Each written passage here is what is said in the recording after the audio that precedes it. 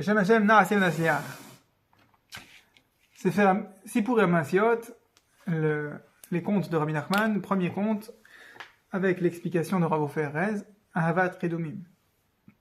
On est arrivé dans la deuxième partie du premier conte, où le second du roi est en quête du château fait tout entier de perles précieuses, posées sur une montagne d'or. Et là-bas, il va trouver la princesse disparue. Et là, Rav Ofer Erez nous explique une pierre fondatrice de la pensée de Rabbi Nachman de Breslev. La Torah Azamra, la Torah Resh Pebet. Pourquoi maintenant? Parce que, peut-être on peut résumer comme ça, si le château est fait de perles, le château de la princesse, c'est parce que il faut rassembler, rassembler et faire briller les perles du Ham Israël. C'est quoi les perles? C'est les Nekudot Tovot, les points positifs. Comme Rabbeinu va nous l'expliquer dans la Torah Resh Pebet, la Torah appelée Azamra, numéro 282, Resh Pebet. Et il serait posé, ce château de perles, sur une montagne d'or.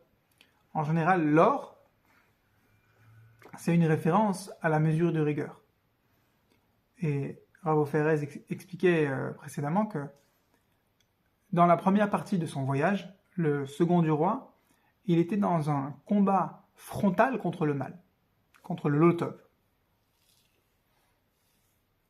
Donc, il se tapait à chaque fois qu'il voyait un défaut en lui.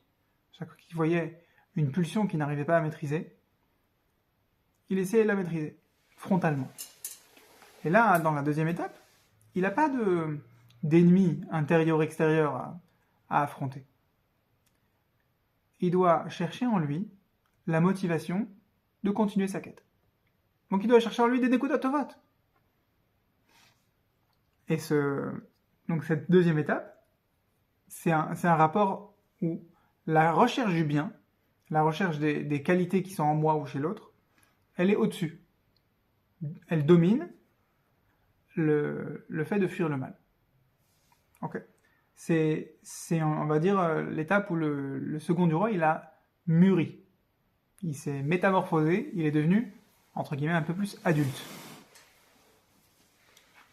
Alvaï qu'on ait tous l'endurance, comme le Shinei Melech, de chercher ce pourquoi on est venu sur Terre pendant des centaines d'années, et comme on a l'impression qu'il est en train de le faire dans le conte. Peut-être aussi il y a une notion de Gilgul dans l'histoire de la princesse disparue. On n'a pas encore vu ça. Si on peut dire de manière très résumée, la Torah 282, Azamra, on dirait dans les mots d'un thérapeute moderne, c'est de l'autocompassion. En hébreu, on dit chemla. Chemla? Non, Chemla. Ouais, comme dans Modéani.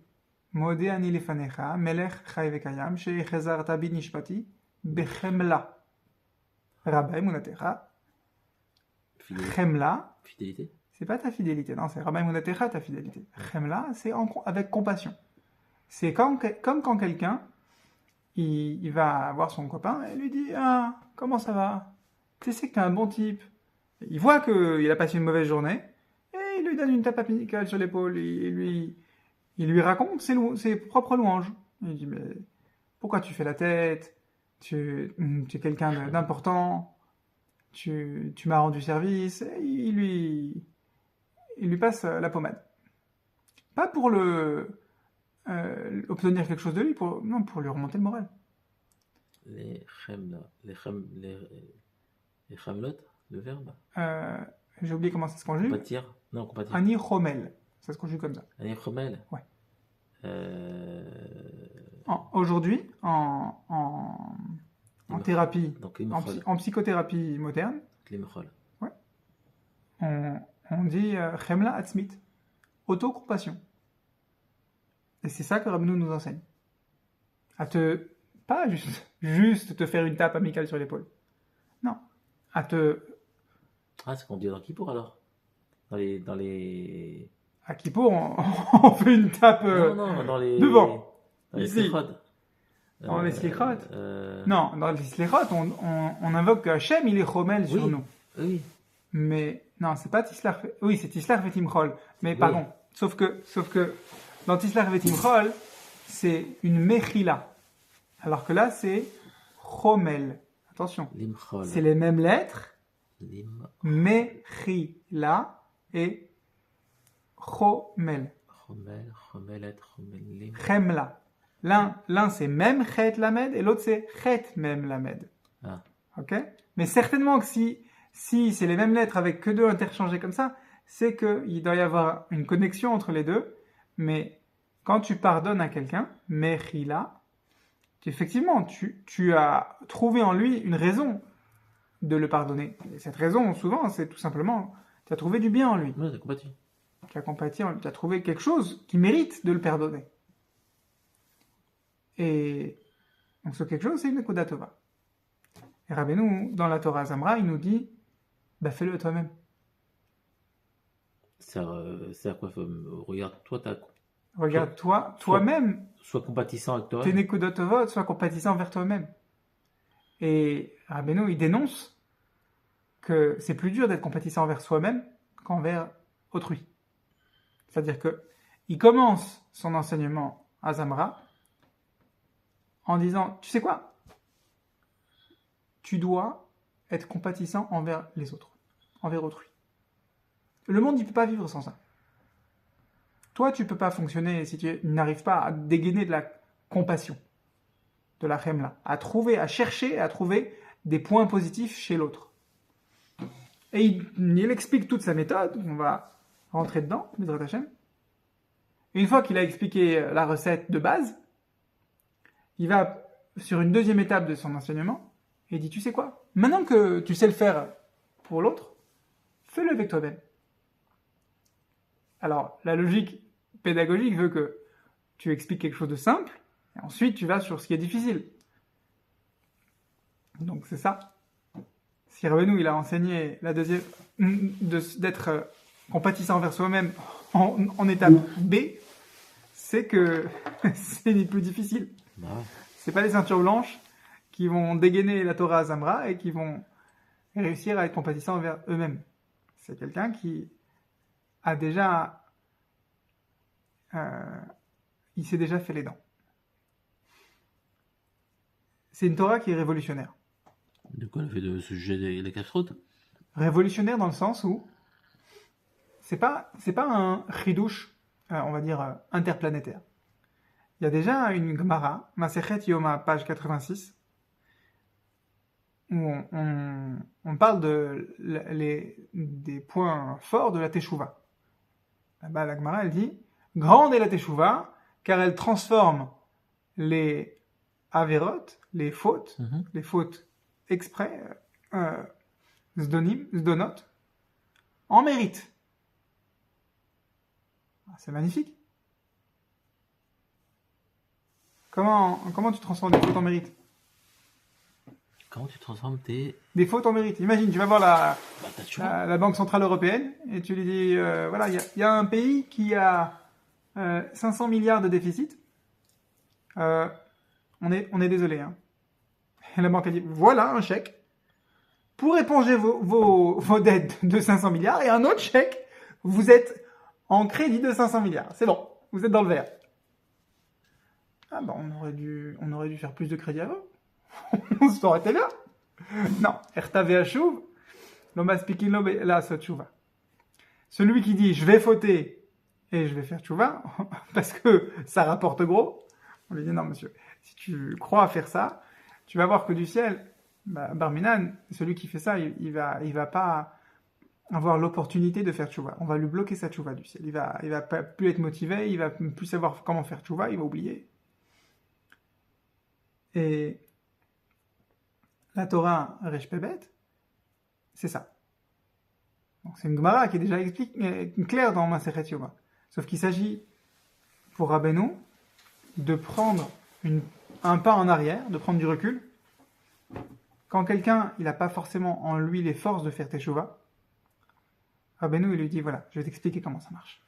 Rabbeinu, il prend par la main une personne qui n'est pas motivé par cette magnifique Gemara, Yoma, page 86,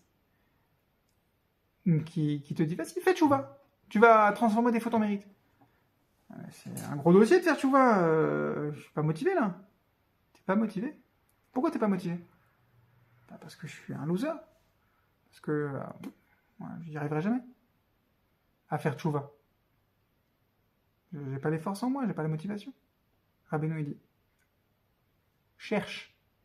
Cherche quoi? Et là, il explique. Il n'y a pas une créature sur Terre qui n'a pas de Nekuda Tova.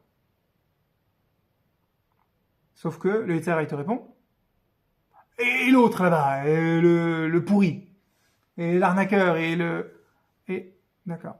Et une fois que tu dis, ça me concerne pas, je m'en fiche, moi. Et toi alors, t'es pas un pourri, dit le Yetzer Hara. Et c'est là que tu te retrouves à la place du second du roi, du Sheni Lamelech, avec les fameux 3 géants, qu'on va voir Bezrat Hashem pas dans les pages qui viennent, qui répondent au Sheni Lamelech. Tu cherches un château de perles sur une montagne d'or? Laisse tomber, ça n'existe pas. Viens, je vais chercher pour toi. Tu vois, ça n'existe pas. Tu vas voir les plus grands thérapeutes qui te disent, toi, mais c'est pas la peine, toi, t'es un cas désespéré. Ton Shalom-Bayit, un divorce, c'est pas la peine. Tu cherches un château de perles sur une montagne d'or. Oui. Et je suis la reine d'Angleterre. Rabbeinu, il dit, sache que c'est normal que le Yetzer Hara, il te réponde comme ça. Et le Yetzer Hara, il peut prendre des formes très convaincantes. Il peut prendre la forme d'un humain expert dans son domaine, qui te parle en termes professionnels, qui te dit, c'est fichu. Et toi, hein, ta seule arme, c'est, écoute, j'ai pris un Likutei Moharan, et c'est écrit qu'il y a des bons points en moi, et que je peux tirer mon épingle du jeu, je peux faire tchouva. J'ai pas en moi la motivation de faire tchouva, mais il y a quelque chose en moi, elle est là la motivation. Rabbeinu, il te dit que, en gros, imagine que tu es en guerre, mamash, sur le champ de bataille, et tu as un cure-dent. Putain, ça sonne Hashmonaï. Ouais. Les 13 Kohanim qui savent utiliser un couteau de Shrita et qui se battent contre des millions de soldats armés, entraînés. Rabbeinu te dit, si le Yetzer Hara, il semble être devant toi comme des millions de soldats qui te plombent, qui te disent que t'es fichu, que t'es un nul, que t'arriveras pas à faire tchouva, sache que tu as en toi un arsenal.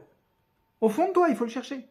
Un arsenal capable de rétamer toute l'armée qui est devant toi. Ah, j'y crois pas. Ah oui, il va falloir chercher. Mais c'est en toi. Le chidouche, c'est quoi? Dans la Gemara, on te dit, fais tchouva. Sarah, il te dit, c'est trop dur de faire tchouva, laisse tomber. Rabbeinu, il te dit, c'est vrai que c'est dur de faire tchouva. Si tu ne te rends pas compte des forces qui sont en toi. Rabbeinu, il a décalé la difficulté dans un domaine où tu te reconnais. Rabbeinu, il te dit, la solution, elle t'appartient déjà. Il n'y a pas besoin d'aller la chercher. Elle est en toi. Nous, on lit le conte du Sheni Lamelech, de la princesse disparue. On suit le parcours, presque comme dans un jeu vidéo à la première personne, ou à la troisième personne, où tu suis le bonhomme, quoi. Legend of Zelda, tu suis Link, le petit bonhomme avec son épée et son chapeau vert qui part chercher la princesse Zelda, qui est un nom yiddish, très bizarrement. D'où est-ce que les développeurs de Nintendo, ils sont allés chercher un nom yiddish? Une fille dans ma classe s'appelle Zelda. Très mal. Je savais pas que c'est un prénom. C'est un prénom yiddish, c'est pas... comme tu dirais Mendel. Ça veut pas dire qu'il y a que des juifs qui s'appellent Mendel. Et Rabbeinu, il te dit, le combat, il est, on va dire comme ça, puisque c'est ton rayon. Tu croyais que le combat, il était en visite? C'était un match visiteur? C'est un match à domicile? Ah, c'est plus facile déjà un match à domicile. Il y a le public qui va m'applaudir. Allez, Michael! Allez, Michael! Tu vas le faire, tu vas y arriver, tu vas leur mettre un but! Attends, mais en fait, c'est tout le temps que je suis en train de me battre à chercher des anecdotes Tovot, c'est comme si tu renforces le public qui sont en train de t'acclamer. Ça fait du bien. Tu as envie d'aller les chercher les anecdotes Tovot. Et donc le Yetzara, il te dit, mais ça n'existe pas. Le bien, que les Nekodot Tovot, elles soient au-dessus de l'or. On a dit, c'est quoi l'or? Alors, je ne sais pas si c'est ça, on n'a pas encore vu, mais il semble que ce soit le Lotov. C'est-à-dire cette tendance à t'accuser. À te dire, mais tu n'y arriveras pas, t'es pas capable. Regarde ce que tu as fait, sois réaliste. Cette mesure de rigueur, cet esprit critique défaitiste, il est placé en position dominée sous les Nekudot Tovot. Mais ça, c'est un idéal. C'est-à-dire que la montagne d'or qui est en dessous, en position de dominer, sous le château de perles, c'est un rêve auquel on te dit « arrête d'y croire ». Et Rabbeinu te dit « vas-y, crois-y, cherche-le ». C'est comme ça que tu dois gérer ta vie. Oui, tu dois avoir un esprit critique envers toi-même. Tu dois faire tchouva. Mais tu dois mettre au-dessus les Nekudot Tovot. Et comme ça, tu pourras vaincre le Lotov. Si le monde, il était constamment à la faveur de l'esprit critique, on serait tous quoi? Sous Prozac. On serait tous déprimés. Baruch Hashem, c'est vrai que la France détient un des records de consommation de Prozac par individu dans le monde, mais on n'a pas encore atteint les 100%. Ouais. Donc ça veut dire que pour qu'une personne elle ait une chance de vivre sa vie, il faut que l'esprit critique, le Lotov, il soit en dessous. Comment tu fais ça? En cherchant un Nekudot Tovot en toi. En cherchant des perles précieuses. Et en formant avec ces perles tout un château, tout un binyan, tout un monument. Alors Rav Perez, il dit, c'est bien facile de pointer du doigt et de dire, ce type-là, il est toujours en retard. Celui-là, il est toujours feignant. C'est facile. C'est facile de le pointer en toi à tes défauts. De te réduire à tes propres défauts. Trop facile. C'est le chemin de la facilité. Alors il te dit, honnêtement, tu me dis que t'as pas les forces de faire tchouva. Ok, d'accord. T'as pas les forces de trouver du bien en toi? Ah, ça c'est malhonnête. Sarir les chapes, les vakesh, velimso. Il faut chercher. Les chapes. Chercher. Les vakesh. Les vakesh. Bakasha. Demander. Il faut demander. Velimso. Il faut trouver. Velimso. C'est-à-dire que tu peux pas honnêtement dire je suis mauvais. Non, c'est pas possible. Parce que c'est le chemin de la facilité. Alors que le chemin du bien, de chercher le bien en toi, c'est le chemin de la réalité. On sait que la facilité, c'est faux. Comment on dit? Yagati ou matzati, ta'amin. Celui qui dit, en Pirkei Avot, j'ai aussi, c'est dans les 12 phrases du Rabbi, celui qui dit, j'ai fait des efforts, j'ai cherché, et j'ai trouvé, crois-le. Mais les deux autres options, j'ai cherché, j'ai pas trouvé, al ta'amin, ne le crois pas. je me suis pas fatigué pour chercher et j'ai trouvé, ne le crois pas. Pourquoi il y avait besoin que la Mishnah dans Pirkei Avot elle rajoute j'ai pas cherché et j'ai trouvé? C'est qui celui-là qui n'a pas cherché, qui n'a pas fait d'effort pour chercher et qui a trouvé? Il a trouvé quoi? Il a trouvé le mal. Il a trouvé le mal en lui. Il a trouvé le mal chez l'autre. Il a trouvé de quoi accuser ou s'accuser soi. C'est ça qu'il a trouvé. Lui ne le croit pas. C'est intuitif. Sauf malgré que ce soit intuitif, il a fallu attendre. Quand est-ce qu'il a révélé ça? 1800 quelque chose. Il a fallu attendre des milliers d'années depuis Matan Torah avant que Rabbeinu y révèle cette Torah. Même si c'est intuitif. On n'a pas les forces de Torah de croire qu'il faut chercher les Nekudot Tovot en nous-mêmes. Et maintenant que Rabbeinu il a révélé cette Torah à Zamra, on a les forces. Donc Yiratson Shiniske, puisqu'il y en a en ce 25 décembre qui croient à un bonhomme, pas avec un petit chapeau vert comme Link dans Zelda, mais un petit bonhomme avec un chapeau rouge. Et ben nous on croit à un château de perles sur une montagne d'or. Et chacun, Bezrat Hashem, il doit croire que ce château de perles, il est en lui. Et on va passer notre temps, plus il est adulte, plus il va se recevoir des messages pour lui dire ça n'existe pas. Arrête de croire au Père 1-1. C'est une création de Coca.